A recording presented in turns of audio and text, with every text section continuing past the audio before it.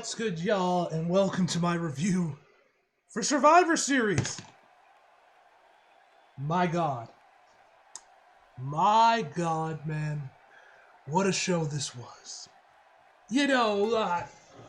I was one of the people that was like, I hope Punk is back. But I wasn't one of the people that thought, like, yes, Punk will return, he is coming back tonight, and all that jazz. And like I said, for the longest time, I didn't even know, really, if Punk would come back. Obviously, there was beef between him and Triple H, has time healed all wounds there? Would Punk's pride even allow him to go back there, given, he was fired on his wedding night and all this shit, man? Like, so much shit between Punk and the E that I honestly question whether or not it was even possible for him to come back to WWE. And then, it actually happened. Punk is back in the E. I didn't think this was possible, especially since, if you guys don't know, Kim, Randy's wife, was live streaming on her Instagram, that she was like front rows and everything for War Games. It was like a straw match during some of the entrances. So, I thought, like, that confirms it. Randy, it's going to be Randy. Punk isn't coming. Punk isn't coming. Otherwise, it's the most elaborate work in the history of pro wrestling. Well, I guess it was. And, man, I was, the match happens, and I'm enjoying the match. It ends, and, the little bumper, the little, like logos, copyright thing shows up, obviously signify the end of the pay-per-view. I'm like, all right, fantastic show, amazing match. Punk didn't show up. Oh, well, we'll probably see him at the Rumble if he's even re-signed with the company. And then, look in my eyes, what do you see? Bro, my jaw was on the floor. I was like, no, this is a prank. This is some elaborate trick. Triple H is just fucking with us. There's no way Punk is actually back. And then he comes out, We see him, he's rocking like his old hairstyle he had during his days with the Nets, which was cool to see that one. Love that look of Punk. My favorite Punk look is his Wolverine design at the end of his original WWE run. Kind of wish we would bring that back. I love that look. But, he's rocking that one. He looks amazing. They, for some reason, have some shitty cover of Cult of Personality playing for some reason. It wasn't the original song. I could tell. Who cares? At the end of the day, who the fuck cares, man? I don't know why they got some shitty cover rather than just getting, the song. AEW could get the song. Why couldn't you guys get the song? The fuck?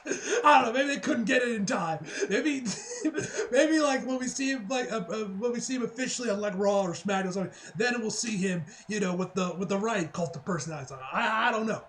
But yeah, man, I guess I should have known better, considering this is Triple H. So like, you guys know, if you guys are OG, long-term, I guess not OG in my case, I started watching around 2018, around the tail end of Black and Gold when it was its absolute peak.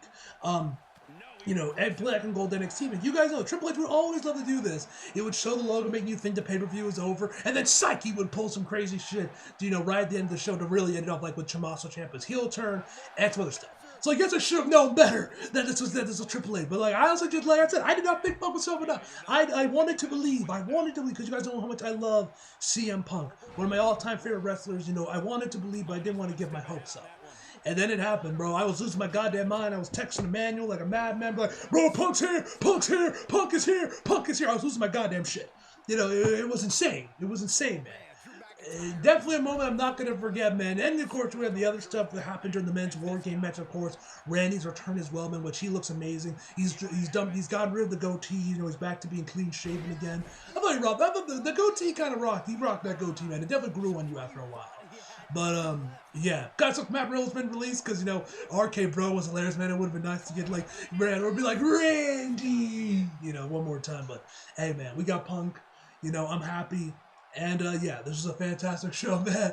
So, yeah, let's just jump right in with the Women's War Game match. As always, guys, I'm not even going to bother to recap this one. Just kind of go over some of my favorite spots, guys. So, let's just jump right in. So, Becky and Bayley were the ones that started the match off. Also, I love Damage Girl. I thought their entrance was really cool because, they obviously came up with masks. Like, Austin comes out with masks. They all had, like, their own masks. They look pretty cool. Kyrie's kind of looked very Purges. It reminded me of like that match that you saw in some of the Purge sequels. It kind of reminded me of that one. But anyway, so Becky and Bailey go at it first. They're going at it. They eventually get into to one of the corners to one of the ends of one of the rings, and Becky locks in the disarm her. But then Dakota comes out of nowhere and just starts poking at her with a kendo stick, gives it to Bailey and tries to give it to Bailey as they continue on through that. Now this is when Dakota starts interjecting herself in the match, which she would do something later on in the match. It's kind of insane and kind of clear, which we'll get to that in a second. Eventually, Shotzi would come out next. Loved her gear. She came out like dressed up like Jigsaw. You could see Jigsaw's puppet on like the back of her jacket. She had like the swirls on her cheeks. You guys know me. I love horror movies. Not Becky. Shotzi's a big horror fan, so it's always cool to see her like horror gears, and of course her hosting like Halloween Havoc and all that jazz, man. So she would come in there. And then eventually the rest of the women would come in there. I think Bianca was next, and then I believe it was Io, and then Kyrie, and then I think it was Asuka, and then slipping on the who the hell was else in the match? Asuka. I think Asuka was the other one, and Kyrie. I think those were like the last two, along with, of course, Charlotte. They would all eventually come in. They get match to start up. But of course, obviously the big spot with this match, like I said, guys, I'm gonna be all over the place. Like I said, I'm not even trying to recap this match because there's so much match insanity going on during the match. But obviously the big highlight was, of course, Io running it back to NXT. You guys remember on like I forget which War Games takeover it was, but you know the one time where she like grabbed the trash can and like put it over her head and did a fucking moonsault, over the top of the cell to everyone else. She did it this time after she actually brought in a chain into the ring and started throwing everyone the chain, which I thought was pretty cool. But she would use the chain again, another really clever way, by like throwing it over the edge, and then had Dakota come out from under the ring and like lock, and then put a trash can into like the bottom of into like the hole of it, and Io would like pull it back up, and then put on her. Although you could, if you were paying attention, you could actually see her like waving her hands a lot right before she did it. And I looked like it was Becky that was like signaling her like, yeah, it's safe for God. I'm sure this is like her, because of course she can't see shit with this fucking trash can. She was like, hey, is it safe? I'm not just gonna fall splat right onto the ring. So I assume that's what that was all about. That's at least my own personal thing. But yeah, that was obviously the spot of the night, man. That one was insane. You have Bianca on the top rope with both Bailey and I believe it was Io, like grabbing onto a braid. This time she had two braids instead of the one massive braid. She had two braids to the side. They were kind of pulling on her. She does a backflip and pulls them in there for a double suplex. They looked really great, man. Kyrie also was taking her sweet ass time getting into the ring, and she brought in a trash can was just net whacking people with it, bro. It looked nasty whenever she did. There was also this other spot with Shotzi, right when she gets in there, Bailey's trying to stop her from getting into the ring, and Shotzi just like grabs the door and just slams it right in her face, bro. Looked nasty. You had Charlotte hitting her moonsault, and it looked like, which looked great by the way. I think her moonsault here looked amazing. At least me personally. But the one thing, it looked like that Charlotte's knee like landed right on Io's head, because at least from the way she came down, and then like Io was like having her hand by her head after the fall, which makes me think that her knee might have just like might have accidentally just like whacked her while Charlotte was coming down. Another cool spot between those two was when Io was gonna go for like a hurricane run off the second rope. Charlotte caught her and then just throws her into the cage, and she just slides right back down there. Corey mentioned must have felt like a cheese grater when she was just sliding down the cage, man. That spot looked pretty cool as well. Before eventually and then of course the Blue Mist would come in there and she would fire it at Shotzi. Then she would use, I believe it was Bianca. They would use a fire extinguisher on Asuka. Looked pretty cool as well. And then eventually we would end the match up with a manhandle slam from the top rope through a table for, of course, Becky's team to, of course, win the match. Fantastic women's war game match. Like I said, it was all over the place. Like I said, I wasn't going to try to recap it. But yeah, fantastic match, man. I had a lot of fun watching this one. You guys know me. I always love the war games matches. The women always do a great job, man. There hasn't been a bad women's war game match or just a war games match in general, at least from the ones I have seen, man. But yeah, this was a fantastic match, man. Not more I can say other than that. Next up was Walter. I refuse to call him Gunther. It's Walter, goddammit. Walter. Like, I don't know why they don't give him back his name, especially with that chant, bro. That chant, Walter. That chant was next level, bro. You can't do Gunther. It doesn't sound right. You know what I mean? But whatever, you know, I'd say he's made the most of it, and definitely I wouldn't go as far as to call it a Vince McMahon slave name anymore, but still, they should never change his name to begin with. His name is Walter, goddammit. Anyway, so the match with The Miz. So this was a match originally I didn't really have much interest in. I was like, The Miz? Like, whatever. You guys know me. I'm not a big fan of The Miz. I've never been a big fan of The Miz. You know, I will tell you till the cows come home that he is an amazing promo, and on the mic, he is one of the best ever of my generation. But I think if you even ask Miz fans this, as a pro wrestler, he's average at best. Like, this isn't the man that will give you a 5-star classic, you know, or even like a 4-star classic. Like, his best matches were definitely with D. Bryan and Dolph Ziggler during their feuds in 2018, 2016 for the IC title. But that's more about them, because both D. Bryan and Dolph Ziggler as well, to a certain extent, are the type of guys that can give you a 5-star classic with a fucking mannequin. You know what I mean? Especially D. Bryan, man. That match at SummerSlam was arguably probably Miz's best match, honestly. But like I said, D. Bryan is just that good. He can have a 5-star classic with anybody. You know. And the matches where Dolph Ziggler, when they were faced with the IC title and SmackDown back in 2016, those matches were great as well. Were fantastic in their own right as well. But, you know, so it wasn't really that match just for that minute, just for that reason alone. I don't really particularly like The Miz. I don't find him that believable. Then, of course, you know, we started having the promos, and they started building to our match. I was like, okay. I was starting to get behind it. Especially with the promos they've been doing the last couple of weeks on Raw. I've been starting to get behind the feels. Okay, I'm starting to get behind this match.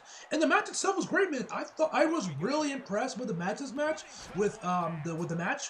I thought Miz looked great in the match. Obviously, Walter is amazing as always.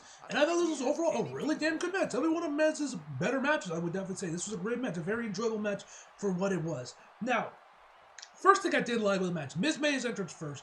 I don't like he's doing the fucking massive balls thing. Like, first of all, that gimmick has run its course, bro. Like, I don't know why you still doing that. Matt Riddle is gone. I don't know why you keep doing this whole, I have massive balls. Like, it was funny at first, but I feel like now it's just tired and just ran its course, man. I don't know why he's still doing it. Especially with a match like this with Walter, he had like these really amazing, super serious promos about like, you're weirdos, you belong in the stands from Walter and all this other stuff. And, you know, Miz was definitely the babyface for this match, and it looked really great. He was definitely way more serious than he's been, you know, for most of the year. I don't like for his entrance, he's doing the massive ball thing, and he's wearing that gear with like, oh, I have massive balls, and all this shit all over his ring gear. Like, I don't know if even Miz has kept this shit, but like, it would have been nice if he was wearing literally anything else. Like, he brought back his like Hollywood gear he was rocking for like the time he was rocking the IC title. Fucking something other than that. Like, it just looked ridiculous in this matchup. I don't know about y'all, but that's at least how I felt.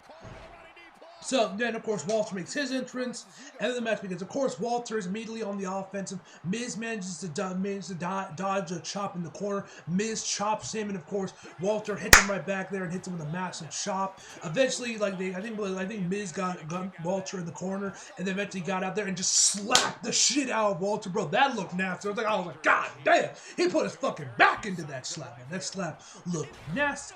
From there, Miz starts attacking his leg. He then eventually runs out to the outside after that slap and manages to grab on Walter's leg, starts attacking those. Eventually gets him into one of the ring posts and locks in a figure 4 a la Bret Hart on the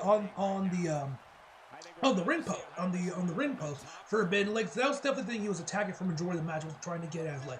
Eventually, of course, they get back to the ring. Walter starts beating the shit out of him, chopping him like there's no tomorrow, bro. Like I've said this once a thousand times, but you could not pay me to take Walter's chop. Like, as soon as I died from Samoa Joe, you could not pay me to take that shit, man.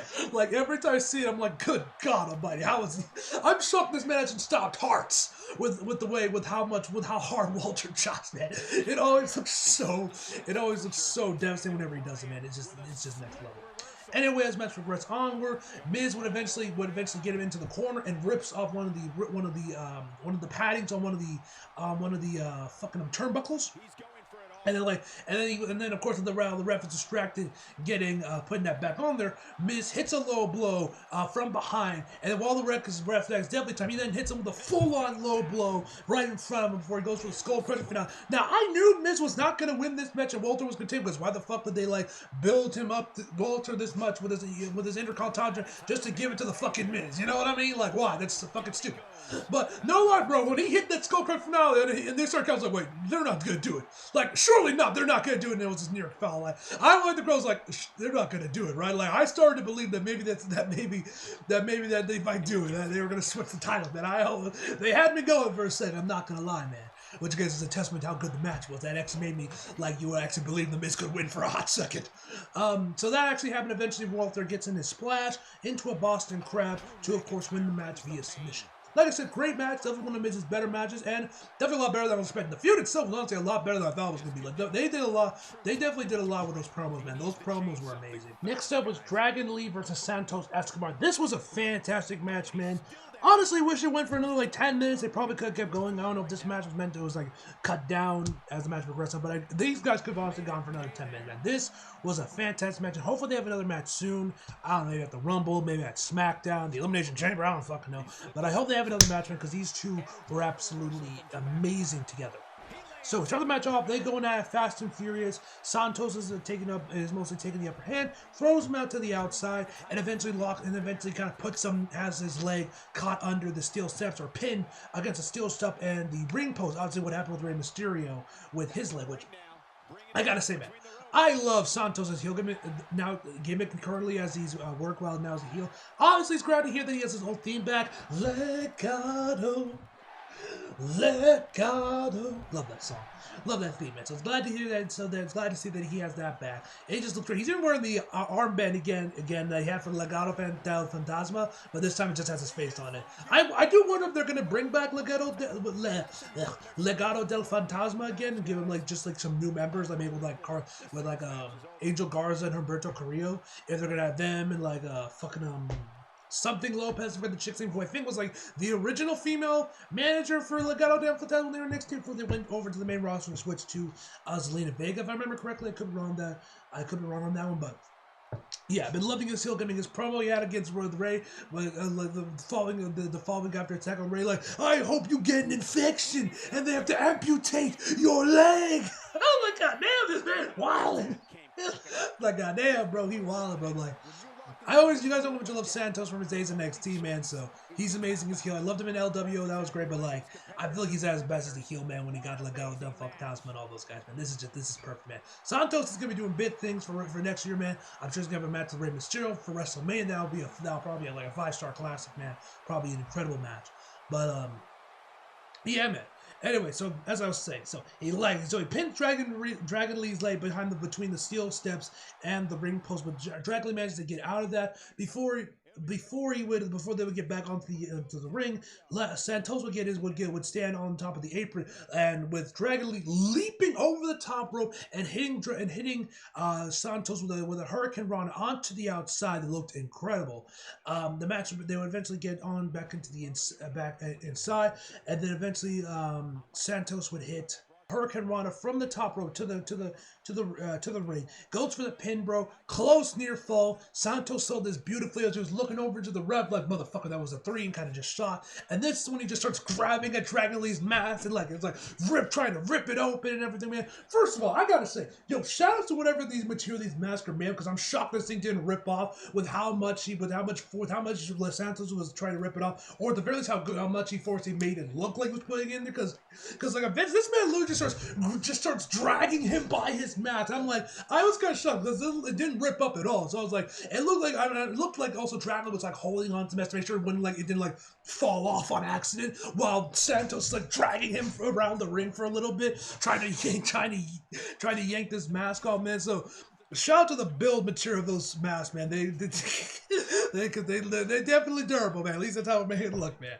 So eventually that happened. Eventually, as the match progressed onward, Santos would eventually hit a devastating super kick onto Dragon Lee that Dragon Lee sold the shit out of, bro. Like, that had to have been probably the most devastating super kick I've ever seen, bro. That super kick was a thing of beauty, man. Eventually, Santos would go into a Mexican destroyer into the Phantom Driver for the 1-2-3. Like I said, fantastic match. Wish it was longer. Hopefully, we get another match, and this time maybe they're allowed to go like 20 or 30 minutes, because they can definitely easily go that much. They have an amazing chemistry, and this match was amazing, so hopefully we see them go at it again. Next up, we have a Zoe Stark versus Rhea Ripley. This was another fantastic match, man. The ladies absolutely killed it here as well. And first, I gotta say, the makeup on both Rhea and Zoe looked amazing. Zoe came in with this war paint that kind of like got claw marks, kind of like look to it on her face. Rhea kind of had like a bit of some Joker-esque makeup with like the black lipstick. She had like kind of like going over her lips and kind of like almost into like a smile. Looked amazing, man. They both ladies had amazing makeup there. I don't know who they got. I don't know if they did themselves. They had like, or they got some makeup artists over at WWE that did it for them. But either way, man, shout out to them, man. Whoever did their makeup, man, shout out to them, man. Shout out to them. They did an amazing job. Anyway, so the matchup with both ladies just slapping the shit out of each other before Zoe would throw Rhea outside onto the outside. She goes all the way up to the top rope and drops back down there. Eventually, Rhea would like pick Zoe up and literally just like yeet her into one of the ring posts. From there, she kind of took up the offense of the match. Eventually, would go onto the top rope and literally just yeeted Zoe Stark from the top rope onto the mat, man. It looked insane, man. As the match progressed onward, Zoe would try to get some offense in, but not much. A couple near falls before eventually Rhea would get inside, would get the riptide for the 1-2-3. Like I said, great match, man. The ladies were great, and yeah, don't know what they're gonna do next with Rhea because she's been basically just went through the entire women's division already. But yeah. Anyway, man, this is a great match. I really enjoyed this one. And then we finally had the men's War Game match.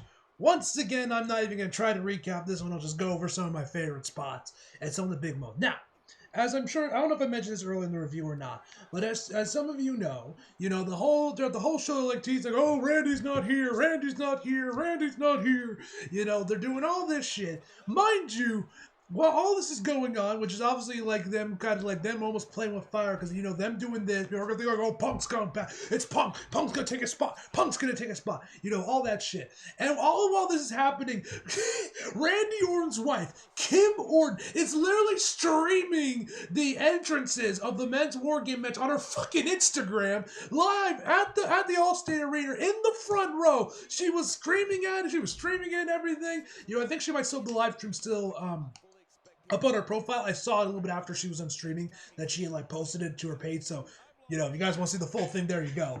You know, so obviously Randy was going to show there. Why would Kim be there if Randy wasn't coming? Just like I said, this is supposed to be some elaborate work or some elaborate troll.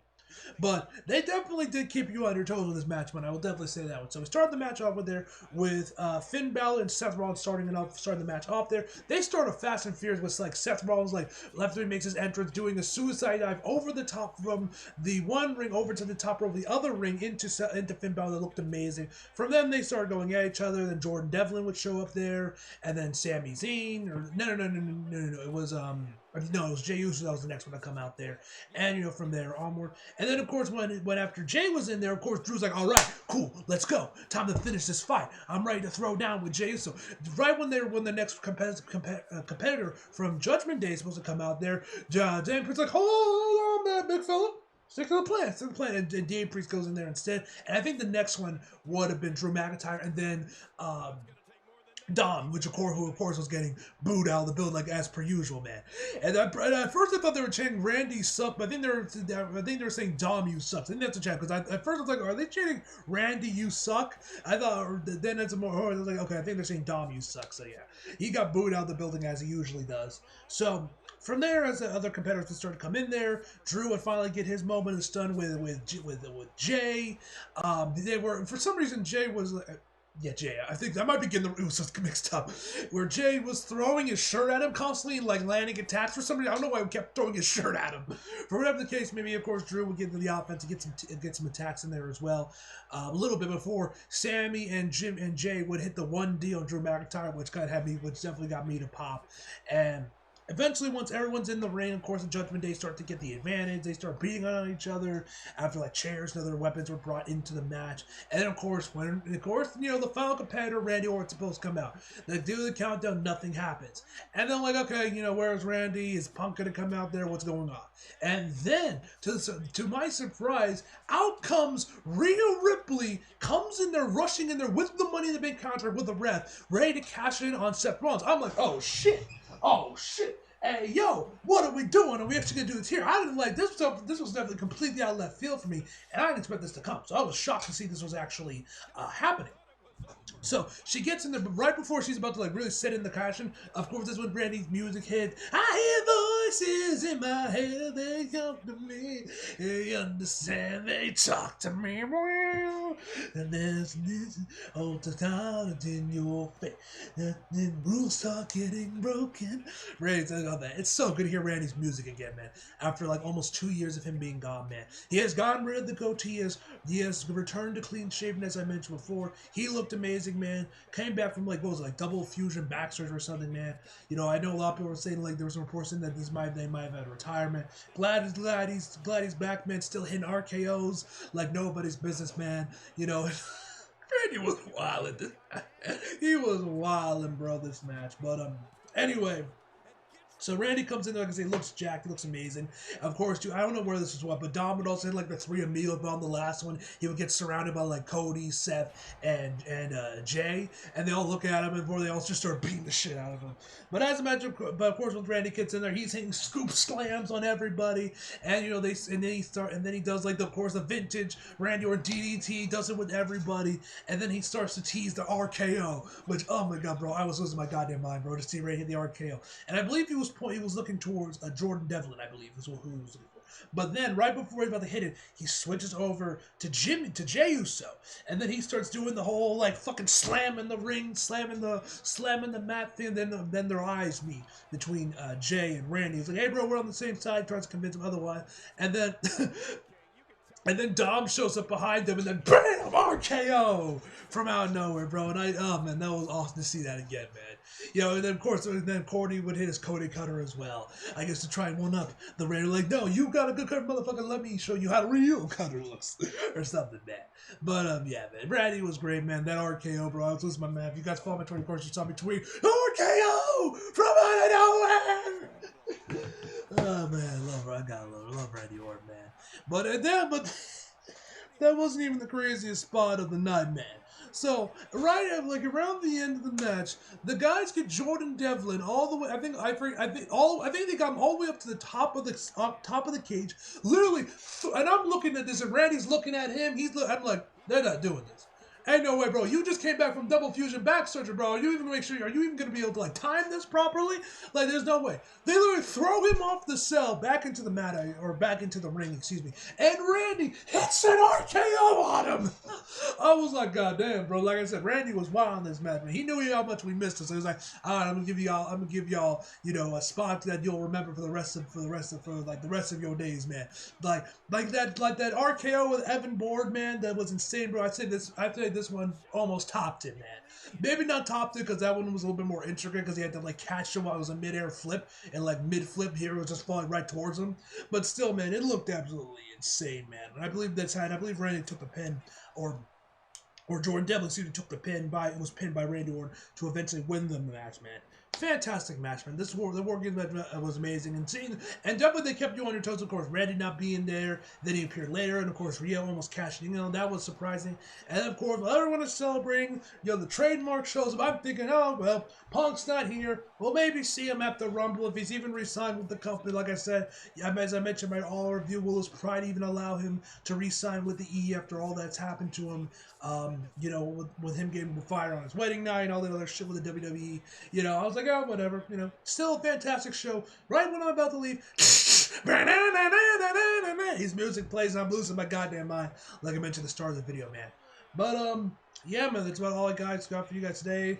Punk's return was amazing, man. So good to see him back in the WWE, man. Cora Jade obviously is very happy because, you know, she idolized Punk, man, so I'm sure she's happy. And I don't know if I mentioned, but you also posted a picture on like your Instagram from like 2014 when I guess they were at like a live event in Chicago, man, when Cora had braces.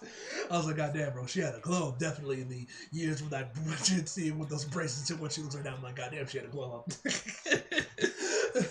But yeah, man, don't got much more to say on that, man. The show was fantastic. I would definitely say I like this more than Full Gear just for Punk's return, you know, man. But yeah, man, overall we give this show a 9.5 out of 10, guys. So hope you guys enjoyed the video. Like if you did, subscribe if you're new. Follow me on social if you feel like it. Links down below, and as always, come back for more. See you guys next time.